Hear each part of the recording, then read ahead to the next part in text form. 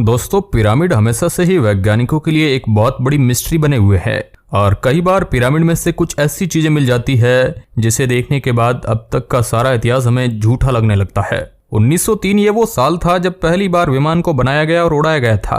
इससे पहले आसमान में उड़ने का तो कई लोग सोचते थे, लेकिन तभी ये बस एक ख्याली पुलाव लगता था। लेकिन वही पिरामिड के अंदर से कुछ ऐसा निकला जिसे देखने के बाद पूरी दुनिया को यकीन हो गया कि पहला विमान 1903 में नहीं बल्कि प्राचीन सभ्यता ने आज से 2000 साल पहले बना लिया था। इसके बारे में जानने के लिए बने रहना इस वीडियो के अंत तक, आपको पूरा प्रूफ के साथ बताएंगे। मैं हूं आपका दोस्त सुरेश सांचोरी और आप देख रहे हैं मिस्ट्री टेलीविजन यूट्यूब चैनल। दोस्तों, क्विम्बाया ये उस प्राचीन सभ्यता का नाम है जो एक वक्त कोलंबिया के जंगलों में रहा करती थी। इस सभ्यता के लोगों के पास बहुत ही ज्यादा खास कला थी। यहाँ के लोग सोने और कॉपर जैसे दो धातु को मिलाकर बहुत ही ज्यादा कमाल की नक्काशी करते थे। साथ में कई ऐसे छोटे बड़े स्ट्रक्चर्स बनाते थे जो कि दिखने में बहुत ही ज्यादा कमाल के दिखते थे। आज की मॉडर्न टेक्नोलॉजी के साथ भी उन्हें बनाना बहुत ज्यादा मुश्किल होता है, तो आप सोच सकते हैं वो कला में कितने ज्यादा हुनरबाज होंगे। वैज्ञानिकों का तो ये भी कहना है कि ये सभ्यता काफी ज्यादा एडवांस थी, लेकिन किसी कारणवश ये सभ्यता पूरी तरीके से खत्म हो गई। कई प्रूफ दावा करते हैं कि इसके पीछे किसी कुदरती आपदा का काम होगा, लेकिन ये अपने पीछे कई ऐसी चीजें छोड़कर गए थे जो आज इस सभ्यता को एक बहुत ही बड़ी मिस्ट्री बनाती है। साल 1965 में आर्कियोलॉजिस्ट यहाँ पर खुदाई कर रहे थे। इसी बीच उन्हें बहुत ही बड़ा संदूक मिला। जब इसे खोला गया तो इसके अंदर आर्ट इफेक्ट की ढेर थी। सोने से बने यहाँ पर इतने सारे आर्ट इफेक्ट्स थे कि आर्कियोलॉजिस्ट के हाथ में मानो खजाना लग गया। वैज्ञानिकों का कहना है कि यह उस सभ्यता के द्वारा बनाए गए आर्ट इफेक्ट्स का बस कुछ % हिस्सा ही है। इसके अंदर गहनों से लेकर डेकोरेशन पीस तक कई सारी चीजें मौजूद थी। यहाँ सोने से बने लोहे के चेहरे भी थे, लेकिन इसमें एक ऐसी छोटी चीज थी जिसने लगभग सभी वैज्ञानिकों का ध्यान खींच लिया था, क्योंकि ये जो आर्ट इफेक्ट था ये पूरी तरीके से आज के मॉडर्न विमान की तरह दिखता था। और ऐसा भी नहीं है कि ये बस थोड़ा बहुत वैसा दिखता हो। अगर आप इसे ध्यान से देखोगे तो करीब 90% ये आज के मॉडर्न विमान जैसा ही दिखता है। माना जाता है कि ये सभ्यता आज से 2000 साल पहले रहा करती थी। अब इतना पहले तो विमान किसी भी प्रकार से मौजूद नहीं हो सकता है, इसलिए वैज्ञानिक एक बहुत ही गहरी सोच में पड़ गए कि आखिर इसे कैसे बनाया गया था। तभी कुछ लोगों ने दावा किया कि हो सकता है ये विमान नहीं बल्कि किसी प्रकार के उड़ने वाले कीड़े या फिर पक्षी का कोई आर्ट इफेक्ट हो, क्योंकि तभी के लोग ऐसी सब चीजें बनाना भी पसंद करते थे, जैसे कि सोने से बने छोटे छोटे जानवर। इसलिए कई लोग तो ये मान बैठे कि यकीनन ये किसी प्रकार का उड़ने वाला पक्षी होगा, लेकिन वही इसका आकार कई लोगों के मन में बेचैनी पैदा कर रहा था। इसलिए इस आर्ट इफेक्ट को फिर एरोडायनामिक एक्सपर्ट्स के पास भेजा गया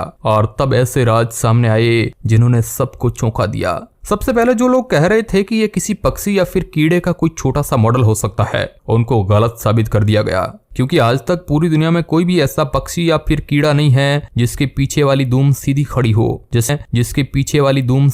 हो, जैसे कि आपको यहाँ पर दिख रहा होगा। ऐसे सीधी दूम बस विमान में होती है।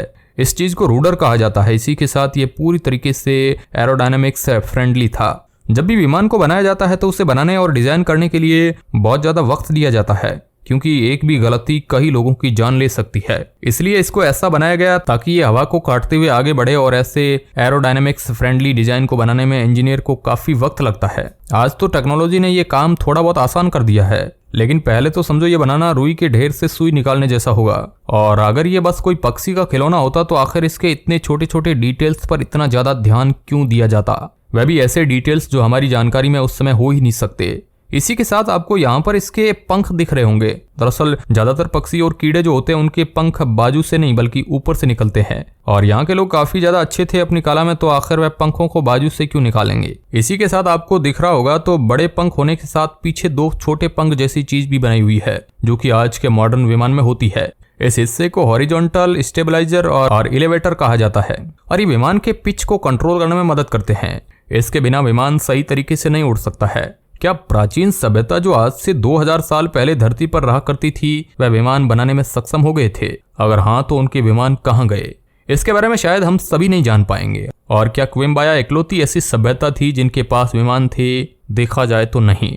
दोस्तों, टेम्पल ऑफ सेठी नाम का एक इजिप्शियन पिरामिड है जो कि अपने अंदर ऐसे कई राज छुपाए बैठने के लिए बहुत ज्यादा मशहूर है। इसके अंदर से कई बार ऐसी चीजें मिली हैं जो कि वैज्ञानिकों को आए दिन परेशान करती रहती है, लेकिन एक ऐसी चीज जिसने बिल्कुल क्विम्बाया सभ्यता जैसे दुनिया हिला दी थी। दोस्तों, हर एक सभ्यता के अपने तौर तरीके होते हैं अपने इतिहास को लिखने के लिए। कुछ मूर्तियां बनाते हैं तो वहीं कुछ लोग दीवार में चीजों को लिखकर या ड्रॉ करके बताते हैं, और टेम्पल ऑफ सेठी की सारी दीवारें ऐसे ही कई कलाकृतियों से भरी पड़ी है जो कि वहां के शासकों के जीवन के बारे में बताती है कि वे कैसे रहा करते थे। इसी के साथ ऐसी दीवारों में कई बार ऐसी कलाकृतियां होती है जो कि हमारे अस्तित्व तक पर सवाल उठाती है। इन कलाकृतियों को हायरोग्लिफिक्स कहा जाता है।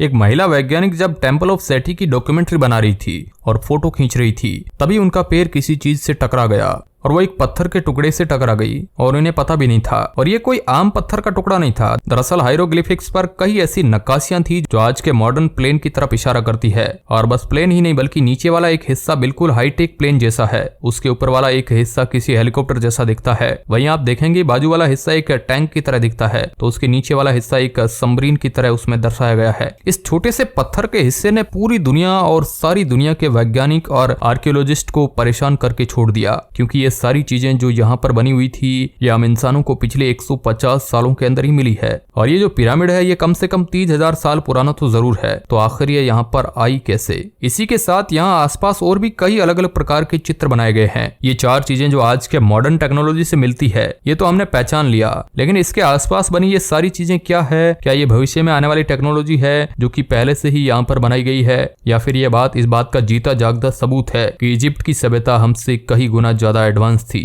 और उनके पास ऐसी ऐसी चीजें थी जिसके बारे में शायद हम कल्पना भी नहीं कर सकते।